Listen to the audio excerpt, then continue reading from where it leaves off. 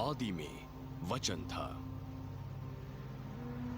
और वचन परमेश्वर के साथ था और वचन परमेश्वर था। हमेशा से ही वचन परमेश्वर के साथ था। सब कुछ उसी के द्वारा उत्पन्न हुआ और जो कुछ उत्पन्न हुआ उसमें से कोई भी वस्तु उसके बिना उत्पन्न नहीं हुई। उसमें जीवन था और वो जीवन मनुष्यों की ज्योति था। ज्योति अंधकार में चमकती है और अंधकार ने उसे ग्रहण न किया।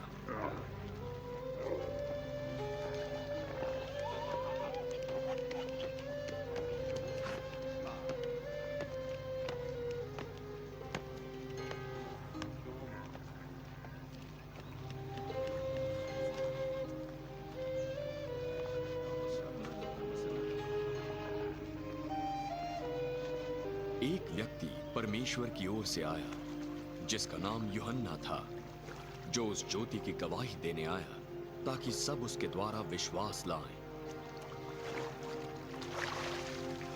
वो आप तो ज्योति न था, परंतु वो उस ज्योति की गवाही देने के लिए आया था।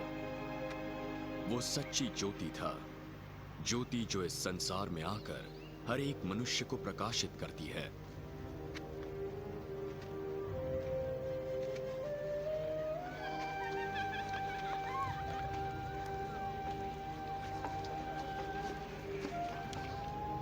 वचन जगत में था और जगत उसके द्वारा उत्पन्न हुआ, परंतु जगत ने उसे नहीं पहचाना।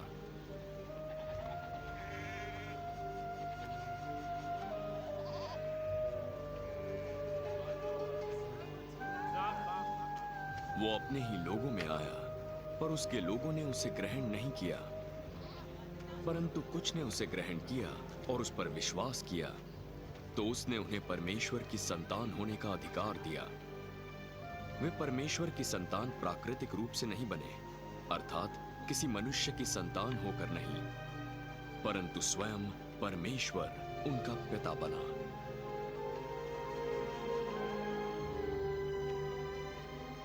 वचन मनुष्य बना और अनुग्रह और सच्चाई से भरकर हमारे बीच में रहा। हमने उसकी महिमा देखी, वो महिमा जो पिता के इकलौते पुत्र की महिमा थी, और यूहन्ना ने उसकी गवाही दी। ये वही है जिसका मैंने वर्णन किया, जो मेरे बाद आ रहा है, और वो मुझसे बढ़कर है क्योंकि वो मुझसे पहले था। क्योंकि अपने अनुग्रह की परिपूर्णता में से उसने हमें आशीषों पर आशीषें दी। वैसे तो मूसा के द्वारा परमेश्वर ने हमें व्यवस्था दी, परंतु अनुग्रह और सच्चाई केवल यीशु मसीह द्वारा पहुंची। परमेश्वर को किसी ने नहीं देखा। इकलौता पुत्र जो स्वयं परमेश्वर है और पिता के साथ है, उसी ने उसको प्रकट किया है। यहूदी अधिकारियों ने यरूशलेम से कुछ याजकों और लेवियों को यूहन्ना के पास भेजा। तू कौन है? यूहन्ना जवाब देने से नहीं चूका, परंतु स्पष्टता से सबके सामने बोला, मैं मसीह नहीं हूं। फिर तू है कौन? क्या तू एलिया है? नहीं, मैं वो भी नहीं। तू वो भविष्यद्वक्ता है? नहीं। तो बता हमें तू कौन है?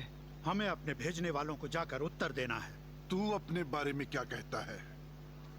यूहन्ना ने भविष्यद्वक्ता यशायाह की बात बता दी। मैं जंगल में एक पुकारने वाले का शब्द हूं कि तुम प्रभु का मार्ग सीधा करो।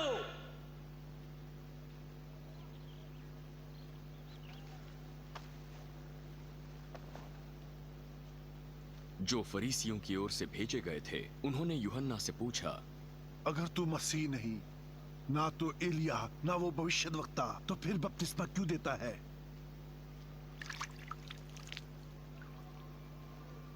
मैं पानी से बपतिस्मा देता हूं,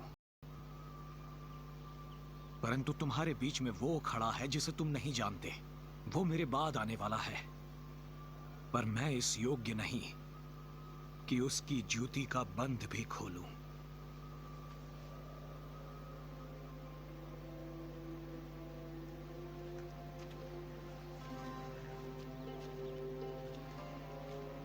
ये बातें यर्दन के पार बैतनिया में हुई। ना बपतिस्मा देता था।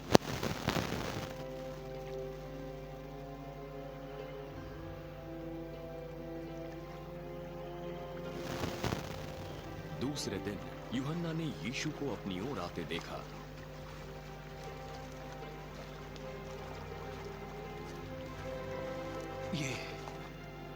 ये परमेश्वर का मेमना है जो जगत का पाप उठा ले जाता है।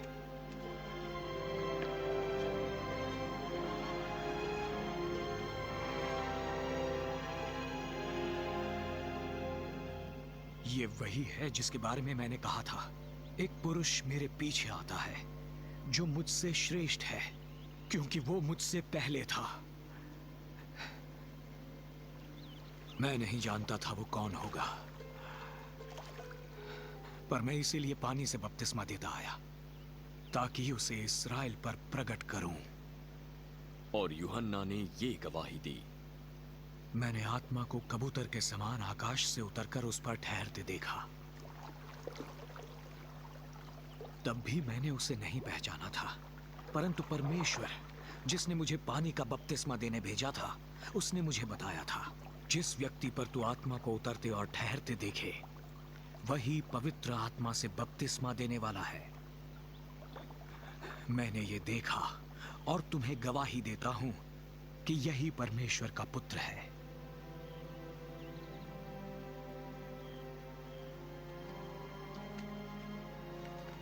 अगले दिन यूहन्ना अपने 2 चेलों के साथ वहीं खड़ा था जब उसने यीशु को जाते हुए देखा।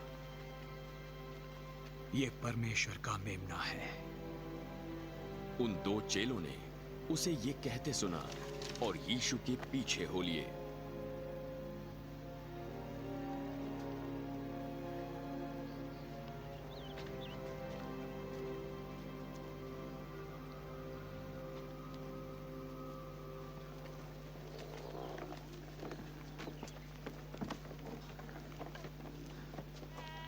यीशु ने मुड़कर उन्हें पीछे आते देखा। तुम किसकी खोज में हो? तू कहाँ रहता है? हे रब्बी। हे रब्बी। रब्बी अर्थात हे गुरु। चलकर देख लो। ये समय लगभग दोपहर के 4 बजे, तो वे उसके साथ गए। तब उन्होंने जाकर उसके रहने का स्थान देखा और उस दिन उसके साथ रहे। उनमें से एक शमौन पतरस का भाई अंद्रियास था। उसने तुरंत अपने भाई शमौन से मिलकर कहा, हमें मसीह मिल गया। इस शब्द का अर्थ है ख्रिस्त।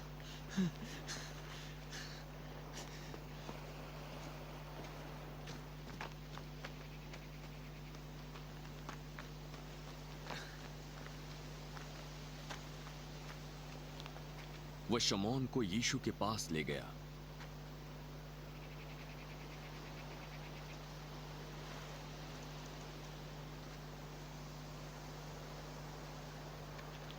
यीशु ने उसे देखा।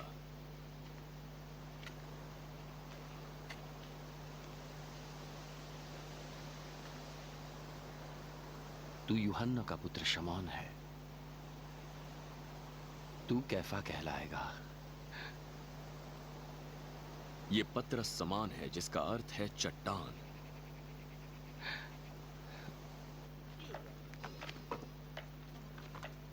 दूसरे दिन यीशु ने गलील को जाना चाहा।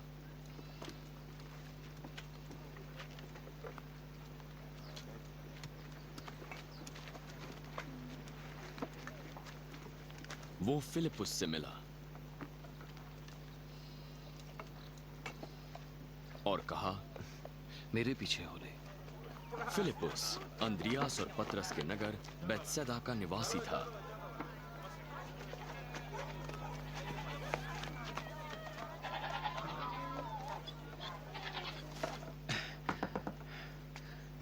फिलिपुस नतनेल से मिला। जिसका वर्णन मूसा ने व्यवस्था में और भविष्यद्वक्ताओं ने किया है, वो हमको मिल गया। वो यूसुफ का पुत्र यीशु नासरी है। क्या कोई अच्छी वस्तु भी नासरत से मिल सकती है? चलकर देख लें।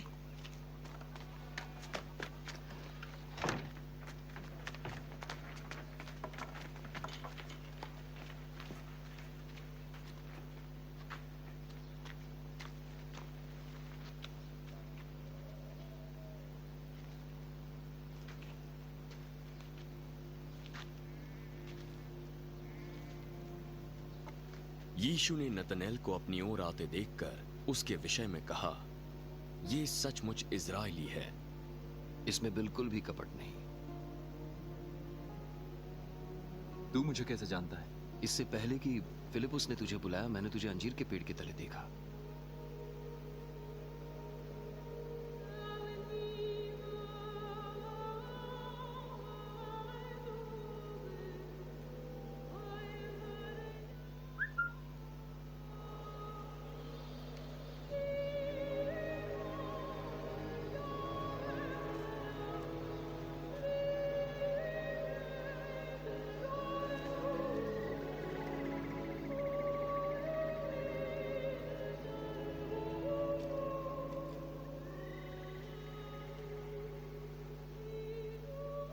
हे रब्बी,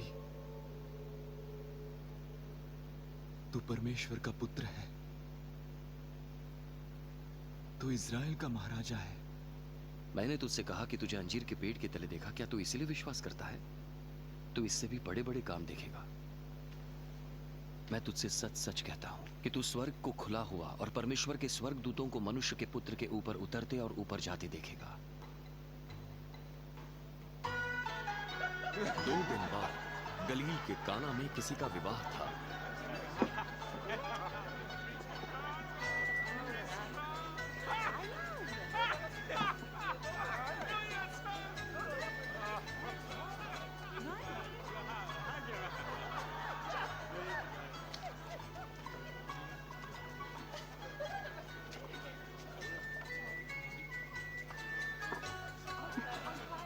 यीशु की माता भी वहां थी।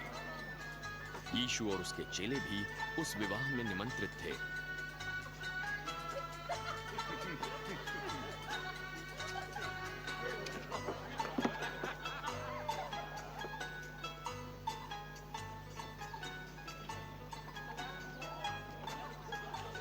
जब दाखरस घट गया तो यीशु की माता ने उससे कहा, उनके पास दाखरस नहीं रहा। हे महिला, तुझे इससे क्या लेना देना? अभी मेरा समय नहीं आया।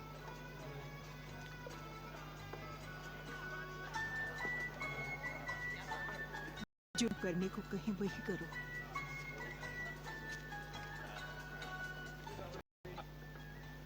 वहां यहूदियों के शुद्ध करने की रीति के अनुसार पत्थर के 6 मटके धरे थे, इतने बड़े कि उनमें 20 से 30 गैलन समा सकता था।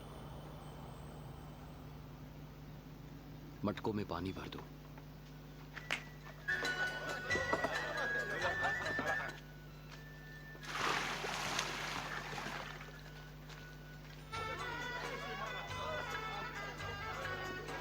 उन्होंने उन्हें मुंह तक भर दिया। अब थोड़ा पानी निकालकर भोज के प्रधान के पास ले जाओ।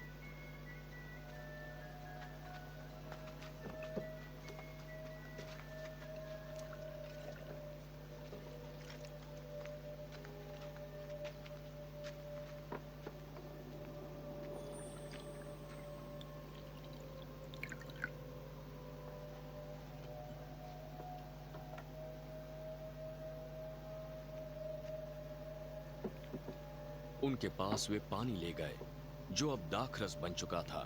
उसने उसे चखा। वो नहीं जानता था कि यह दाखरस कहां से आया, परंतु जिन सेवकों ने पानी निकाला था वे जानते थे। तो उसने दूल्हे को बुलाया।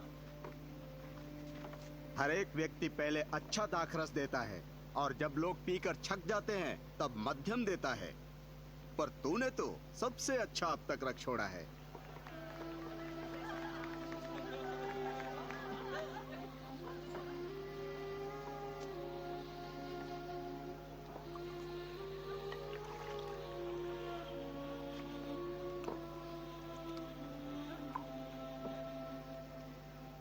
यीशु ने गलील के काना में अपना ये पहला चमत्कार दिखाकर अपनी महिमा प्रकट की और उसके चेलों ने उस पर विश्वास किया। इसके बाद यीशु, उसकी मां, उसके भाई और चेले कफरनहूम को गए और वहां कुछ दिन रहे।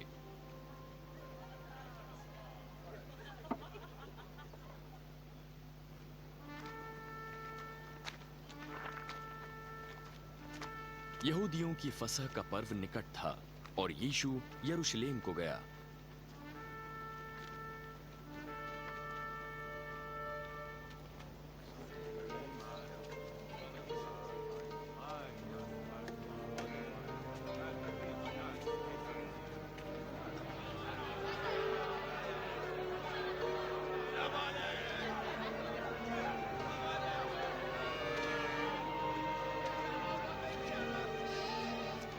उसने मंदिर में बैल, भेड़ और कबूतर के बेचने वालों और सराफों को बैठे हुए पाया।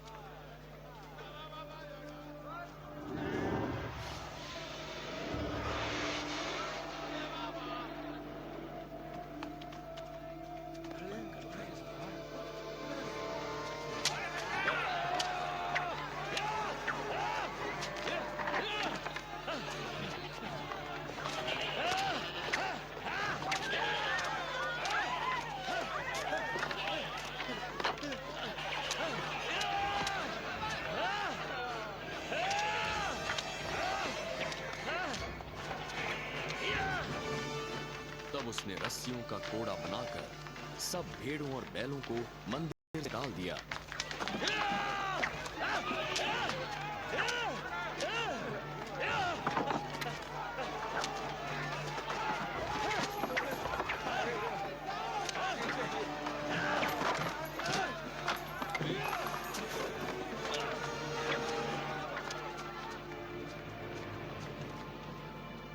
और सराफों के पैसे बिखेर दिए और पीढ़ों को उलट दिया।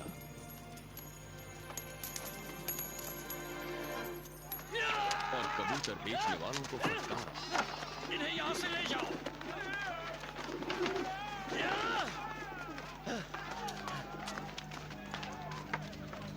मेरे बाप के घर को व्यापार का घर मत बनाओ।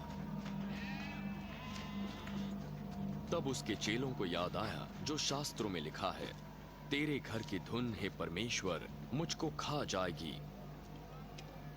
तब यहूदी अधिकारी उसके पास ये प्रश्न लेकर आए, तू कौन सा चिन्ह दिखाकर ये सिद्ध करेगा कि ये करने का तेरे पास अधिकार है?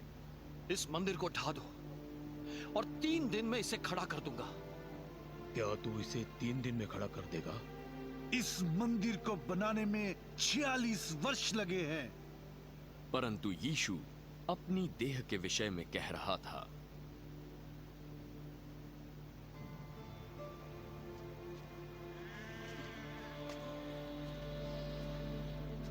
अतः जब वो मुर्दों में से जी उठा तो उसके चेलों को याद आया कि उसने ये कहा था, तो उन्होंने पवित्र शास्त्र और यीशु के वचन पर विश्वास किया।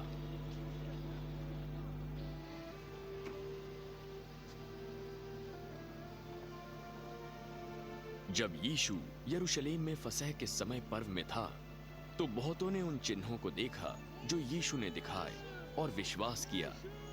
परंतु यीशु ने अपने आप को उनके भरोसे पर नहीं छोड़ा, क्योंकि वो सब जानता था। उसे आवश्यकता न थी कि कोई उनके बारे में उसे बताए, क्योंकि वो जानता था उनके मन में क्या है।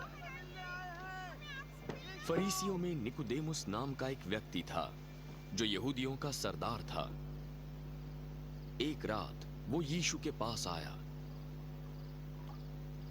हे रब्बी, हम जानते हैं कि तू परमेश्वर की ओर से गुरु होकर आया है, क्योंकि कोई ऐसे चिन्ह नहीं दिखाता जब तक परमेश्वर उसके साथ ना हो। मैं तुझसे सच सच कहता हूं, जब तक कोई नए सिरे से न जन्मे वो परमेश्वर का राज्य देख नहीं सकता। मनुष्य बूढ़ा होकर कैसे जन्म ले सकता है? निश्चित है वो अपनी माता के गर्भ में जाकर फिर से जन्म नहीं ले सकता। मैं तुझसे सच सच कहता हूं, जब तक कोई पानी और आत्मा से जन्म नहीं लेता वो परमेश्वर के राज्य में प्रवेश नहीं कर सकता। क्योंकि जो शरीर से जन्मा है वो शरीर है, और जो आत्मा से जन्मा है वो आत्मा है।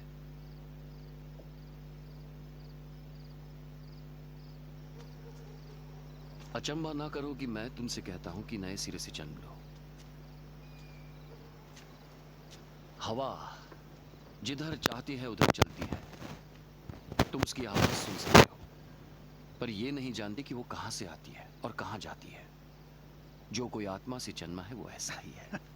ये कैसे हो सकता है? तो इज़राइल का गुरु होकर भी इन बातों को नहीं समझ सकता? मैं तुझसे सच सच कहता हूं कि हम जो जानते हैं वही कहते हैं, और जिसे हमने देखा है उसकी गवाही देते हैं, और तुम मेरी गवाही ग्रहण नहीं करते। जब मैंने तुमसे पृथ्वी की बातें कही और तुम विश्वास नहीं करते,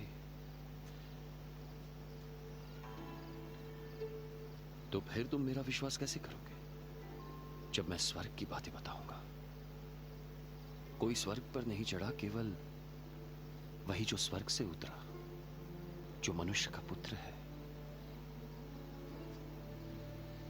और जिस रीति से मूसा ने जंगल में सांप को ऊंचे पर चढ़ाया, उसी रीति से मनुष्य के पुत्र को ऊंचे पर चढ़ाया जाना आवश्यक है, ताकि जो कोई उस पर विश्वास करे अनंत जीवन पाए। क्योंकि परमेश्वर ने जगत से ऐसा प्रेम रखा कि उसने अपना इकलौता पुत्र दे दिया, ताकि जो कोई उस पर विश्वास करे वो नष्ट ना हो परंतु अनंत जीवन पाए। परमेश्वर ने अपने पुत्र को जगत में इसलिए नहीं भेजा कि जगत पर दंड की आज्ञा दे, परंतु इसलिए कि जगत उसके द्वारा उद्धार पाए। जो उस पर विश्वास करता है उस पर दंड की आज्ञा नहीं होती, परंतु जो उस पर विश्वास नहीं करता वो दोषी ठहरता, इसीलिए कि उसने परमेश्वर के इकलौते पुत्र पर विश्वास नहीं किया। और दंड की आज्ञा का कारण ये है कि ज्योति जगत में आई है और मनुष्यों ने अंधकार को ज्योति से अधिक प्रिय जाना, क्योंकि उनके काम बुरे थे।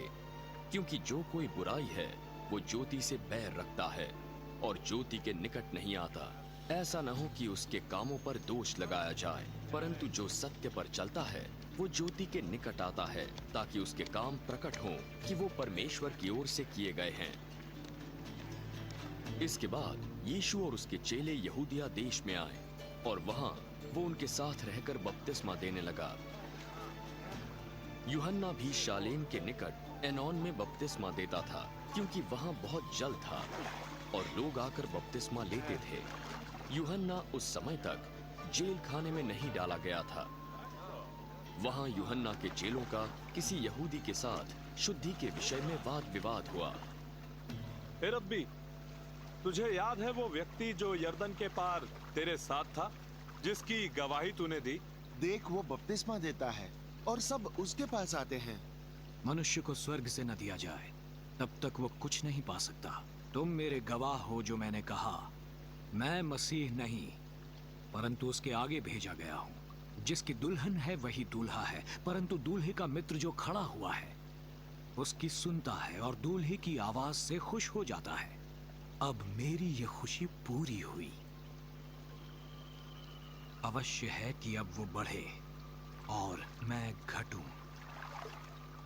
जो ऊपर से आता है वो सर्वोत्तम है, जो पृथ्वी से आता है वो पृथ्वी का है और पृथ्वी की ही बातें सुनता है और पृथ्वी की ही बातें करता है। जो स्वर्ग से आता है वो सबसे ऊपर है। जो उसने देखा और सुना वही बताता है, पर कोई उसकी नहीं सुनता। पर जो उसकी बात सुनता है छाप लगाता है कि परमेश्वर सच्चा है। जिसे परमेश्वर ने भेजा वो परमेश्वर की बात, क्योंकि परमेश्वर अपनी आत्मा से उसे भर भर कर देता है। पिता पुत्र से प्रेम रखता है और हर चीज उसके अधिकार में दे दी है। जो पुत्र पर विश्वास रखता है अनंत जीवन उसका है, परंतु जो पुत्र की नहीं मानता वो जीवन नहीं पाएगा, परंतु परमेश्वर का क्रोध उस पर रहता है।